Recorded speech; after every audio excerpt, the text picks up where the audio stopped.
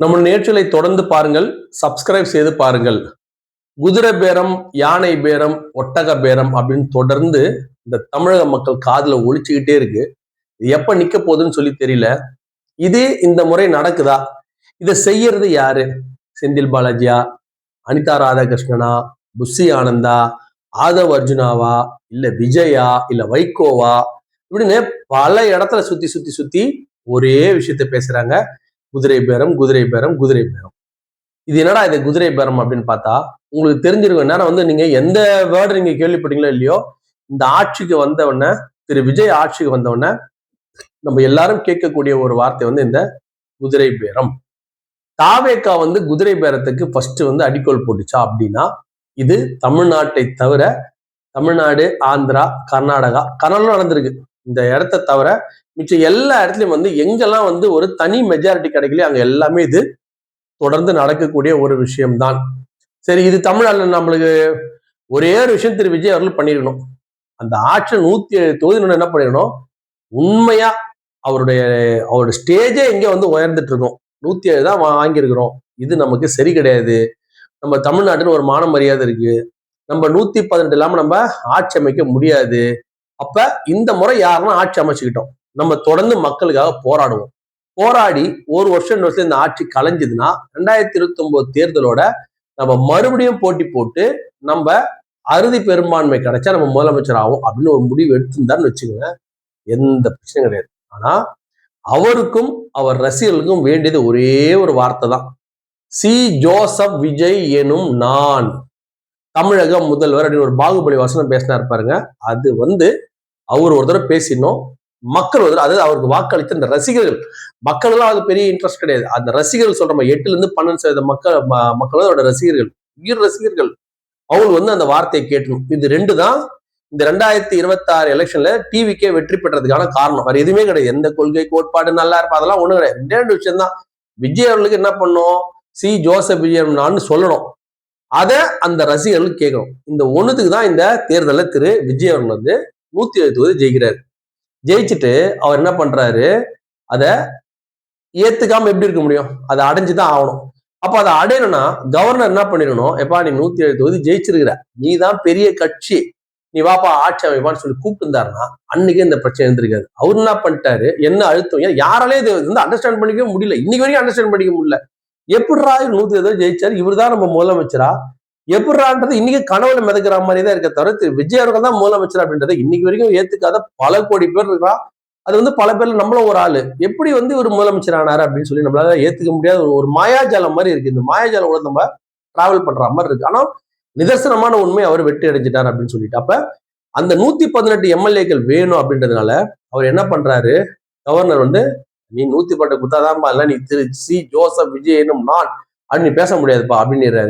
இங்க இருக்கிற தாவேக்கா நண்பர்கள் நைட்டு பகல் தூங்காம கண்ணுல எண்ணெயை ஊத்தி நைட் எல்லாம் டிவி பார்த்துக்கிறாங்க. அவர் மட்டும் இல்ல, எல்லாருமே பாக்குறாங்க. வேணான்றவங்களும் பாக்குறான், வேணுன்றவங்களும் பாக்குறான். அப்ப அந்த 118 எம்எல்ஏ வேணும் அப்படின்னா என்ன பண்ணியாகணும், எம்எல்ஏ இழுத்தாகணும். முதல்ல காங்கிரஸ் 5 பேர் வந்துட்டாங்க. அது என்ன சொல்ல, அழையா விருந்தாளிகள் மாதிரி நான் இருக்கேன்ல அப்படின்னு சொல்லிட்டு அந்த 5 பேர் முதல்ல வந்துட்டாங்க. அந்த 5 பேர்ல 2 பேர் அமைச்சர் ஆயிட்டாங்க, மிச்சம் 3 பேர் காத்துன்னு தான் இருப்பாங்க. என்ன பொறுத்தவரைக்கும் என்னைக்கு வேற குதிரை பேரத்துல ஓட போறாங்கன்னு தெரியல. இருந்தாலும் இன்னைக்கு தேதிக்கு 5 பேர் இருக்கிறாங்க காங்கிரஸ் பொறுத்த வரைக்கும். ஏன்னா காங்கிரஸ் வந்து குதிரை பேரத்துல லாசார்ல ரொம்ப கெட்டிக்கார கட்சி. பிஜேபி வந்து என்ன பிரச்சனை எங்கேயும் போக மாட்டாங்க, நேரா காங்கிரஸ் எம்எல்ஏட்ட போனா அவங்க உடனே வந்து சேர்ந்துருவாங்க. அது வந்து காங்கிரஸ் உடையது ஒரு நிலை. அது எப்பவுமே நடக்கிறதா, தமிழ்நாட்டில் நடக்கலாம் ஃபியூச்சர்ல. இப்ப நடக்கிறதுக்கான வாய்ப்பு இல்லை, கிடையாது ஒரு 6 மாசம் 7 மாசம் நடக்கிறதுக்கான வாய்ப்பு இல்லை. ஸோ ஆனா அதனாலதான் என்ன பண்றாருன்னா திரு விஜய் அவர்கள் வந்து எப்படின்னா 118 130 140 பேர் இருந்தாதான் நம்ம 5 வருஷம் ஆட்சி செய்ய முடியும். அந்த பதவி வந்துட்டாலே அந்த மோகம் வரதான் ஆரம்பிச்சிடும். அப்ப என்ன பண்றாரு, தவறான விஷயங்களை செய்ய ஆரம்பிக்கிறாங்க. அதிமுகன்ற ஒரு கட்சியில இவர் கூப்பிடாம அங்க நடக்குமா?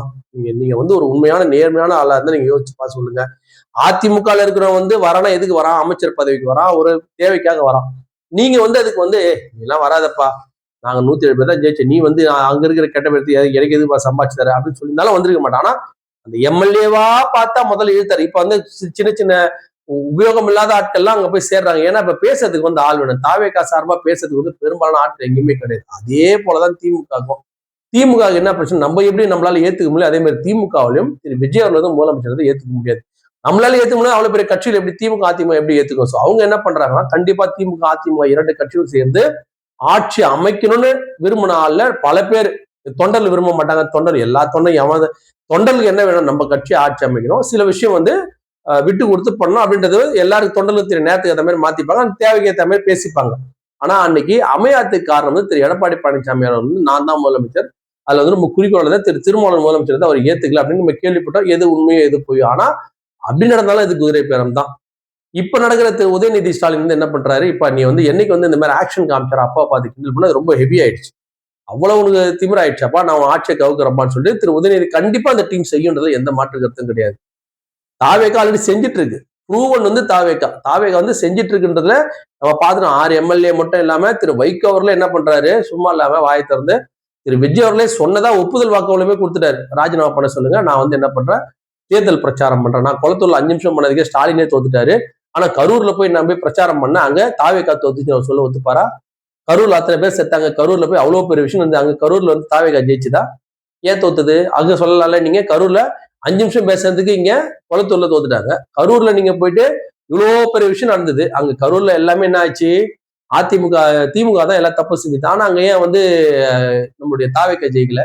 ஆக அந்த பேசுறதெல்லாம் சம்பந்தம் கிடையாது, அது ஒரு நேரம், மக்கள் ஓட்டு போட சொல்லி ஓட்டு போட்டாங்க, ஆனா இப்ப நம்ம அதை பேச முடியாது, அதனால வந்து அந்த விஷயம் நம்ம போவேணும். ஆனா இந்த குதிரை பேரம் நடக்குது அப்படின்றதுல எந்த மாற்று கருத்தும் கிடையாது. திமுக நடத்துற குதிரை பேரத்துக்கு 2 ஆப்ஷன் தான் இருக்கணும், ஒண்ணு தாவேகாவோட ஆட்சியை கவுக்கணும், இல்ல அப்படின்னா அதிமுக ஆட்சி அமைக்க எம்எல்ஏங்க வேணும். இதுதான் வந்து திமுகவோட ஒரு விஷயமா இருக்கும். அப்ப திமுக வந்து இதுல இன்வால்வ் ஆகுது அப்படின்னா அதிமுக ஆட்சி அமைப்பதுக்கு திமுக வந்து ஆதரவு அளிக்கணும். அப்ப அதிமுகவும் திமுக ஆதரவு 2 பேரும் சேர்ந்தா கூட அவங்களுக்கு கிட்டத்தட்ட பாத்தீங்கன்னா ஒரு 102ல இருந்து 105 தொகுதியில அவங்களால வந்து மேனேஜ் பண்ண முடியும். பாமக ஒரு வேலை இங்கே இருந்தாங்கன்னா ஒரு 105 தொகுதி வரும். அப்ப அவங்க இன்னும் வந்து ஒரு 15ல இருந்து 20 எம்எல்ஏக்கள் அங்க வந்து வாங்கிட்டாங்க அப்படின்னா, திமுக வாங்கிட்டாங்க அப்படின்னா அதிமுக என்ன பண்ணலாம், ஆட்சி அமைக்கிறதுக்கு வெளில இருந்து சப்போர்ட் பண்ணலாம். அந்த மாதிரி ஒரு விஷயம் பண்ண முடியும் திமுக. இல்லைன்னா இந்த ஆட்சி வந்து திறமான ஆட்சி கிடையாது, சட்டசபையை கலைங்க அப்படின்னு சொல்லிச்சுட்டு குதிரை பேரம் அதிகமா இருக்கு, சட்டப்பேரவை கலைங்கன்னு சொல்லிட்டு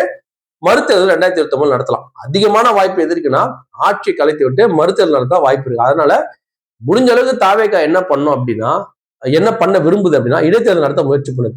மத்திய அரசாங்கம் இடைத்தேர்தல் நடத்த ஒத்துக்கல, அப்படியே நியாயம் மாதிரியே நடந்துக்கும் சென்ட்ரல் கவர்மெண்ட். ஆஹா அப்படியே ஒரிஜினல் மாதிரி பண்ணும். ஆனா அங்கேயும் ஃப்ராடு வேலை தான்.